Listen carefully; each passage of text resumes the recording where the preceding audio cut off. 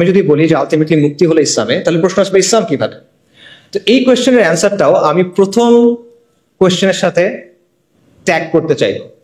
প্রথম কোয়েশ্চেনে আমরা তিনটা বিষয় নিয়ে কথা বলছিলাম: সরকার বদল, সংস্কার আর বিপ্লব। এখন এক এক করে আমাকে বলেন দেখি, সরকার পতনের মাধ্যমে কি ইসলাম আসবে? না, আসা সম্ভব না। এটা একটা সরকার গিয়ে আরেকটা সরকার আসবে, আসলো তো ইসলাম আসবে না। আচ্ছা আমাকে বলেন, সংস্কারের মধ্য দিয়ে আসবে কিনা? সংস্কারের মধ্যে এটা সম্ভব না, কারণ আপনি যে সিস্টেমটার মধ্যে আছেন সেটা হলো একটা সেকুলার লিবারাল একটা সেকুলার ব্যবস্থা। এই ব্যবস্থাটা মৌলিকভাবে ইসলামের সাথে সাংঘর্ষিক। এখন আপনি কিভাবে সংস্কার করে করে এটাকে ইসলামে নিয়ে যাবেন? ইটস পসিবল না। আমি আপনাকে একটা এক্সাম্পল দিই। সংস্কারের সবচেয়ে বহুল ব্যবহৃত পদ্ধতি কি? ডেমোক্রেসি। ডেমোক্রেসি হলো ইনহেরেন্টলি একটা রিফর্মিস্ট অ্যাপ্রোচ, একটা রিফর্মিস্ট মেথড। ডেমোক্রেসিতে কি করা হয়? একটা ব্যবস্থার মধ্যে মৌলিক বিষয়গুলোর ব্যাপারে আমরা একমত, এর মধ্যে আমরা কিছু পরিবর্তন আনতে চাই, কিছু বিষয়ে মতপার্থক্য আছে, এগুলো আমরা সলভ করতে চাই। এই জায়গায় ডেমোক্রেসি কাজ করে, এবং ডেমোক্রেসি কাজ করে ইনক্রিমেন্টাল বা গ্র্যাজুয়াল চেঞ্জের মাধ্যমে। এখন আপনি আমাকে বলেন, আপনি কিভাবে অ্যাকচুয়ালি এই প্রসেসে সেকুলার রাষ্ট্র থেকে ইসলামী ব্যবস্থায় যাবেন? আমি আপনাদের বাংলাদেশের এক্সাম্পল দিই। বাংলাদেশে যে ইসলামী দলগুলো আছে যারা ডেমোক্রেটিক পদ্ধতিতে অংশগ্রহণ করছে, তাদের সবার ভোট যদি আপনি মেলান কোন একটা নির্বাচনে, 30টার মতো আসনও তারা পায় নাই। লেস দেন 30, 300টার মধ্যে লেস দেন 30, লেস দেন 10%। ওকে, আচ্ছা, তার মানে তারা যে এককভাবে ক্ষমতা যাবে এটাও আসলে ফিজিবল না। বাট তর্কের খাতিরে আমি ধরলাম এটা হইল। মনে করেন বাংলাদেশের কোনো একটা ইসলামী দল অথবা সবগুলো ইসলামী দলের কোনো একটা জোট, তার 160টা আসন পেয়ে গেল, ক্ষমতায় গেল, আলহামদুলিল্লাহ, অনেকে বলে ফেলবে ঠিক আছে গেল। তারপর কি হবে? তারপর কিভাবে ইসলাম আনবেন? আপনি সংবিধান পরিবর্তন করে করে আনবেন? পসিবল না। কি পরিবর্তন করবেন? আপনার সংবিধান আপহেল্ড করতে হবে।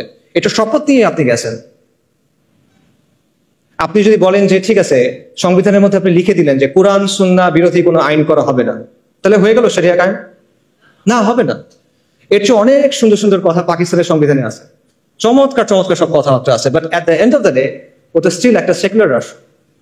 কাজে সংস্কারের মাধ্যমে আপনি জিনিসটা করতে পারবেন না। এবং দেখেন, এই যে আমরা যে আলোচনাগুলো শুনতেছি বিপ্লব, গণ অভ্যুত্থান নিয়ে, ওখানে কিন্তু এই কথাগুলো আসতেছে যে গণ অভ্যুত্থানের বৈধতা আপনি সংবিধান থেকে পাবেন না। গণ অভ্যুত্থান করতে হলে সংবিধানের বাইরে গিয়ে করতে হবে। এই কথাগুলো আসতেছে না? নতুন গঠন করতে হলেও পুরনো সংবিধান দিয়ে হবে না। তো আপনি যদি এতটুক কাজ সংবিধানের মধ্যে না করতে পারেন, আপনি সেকুলারিজম থেকে ইসলামী ব্যবস্থায় যাবেন, সেটা আপনি কেমনি সংবিধানের মধ্যে দিয়ে করবেন বা কেমনি এই প্রসেসের মধ্যে করবেন? এটা আনরিয়ালিস্টিক, ইট ইজ পসিবল না, ইম্পসিবল।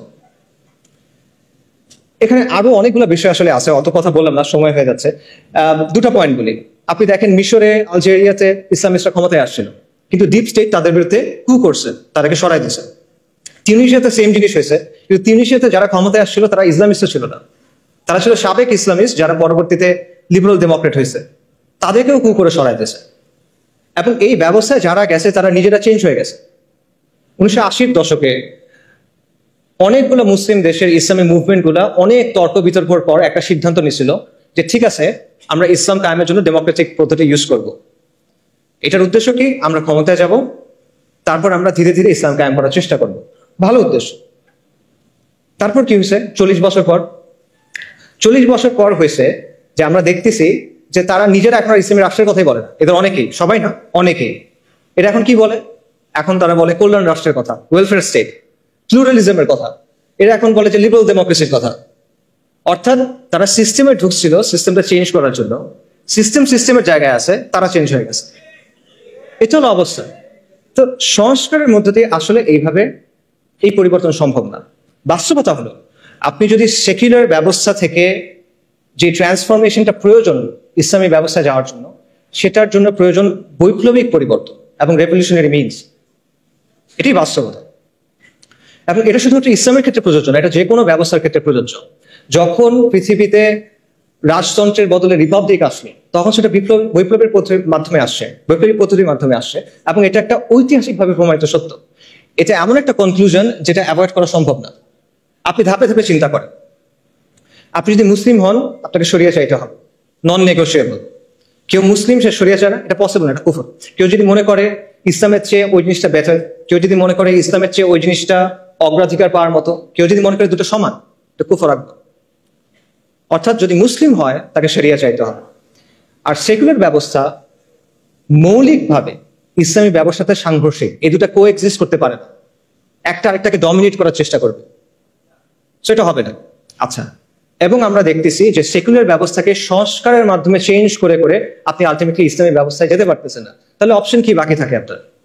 বৈপ্লবিক পরিবর্তন ছাড়া আপনার আর কোনো অপশন বাকি থাকে না।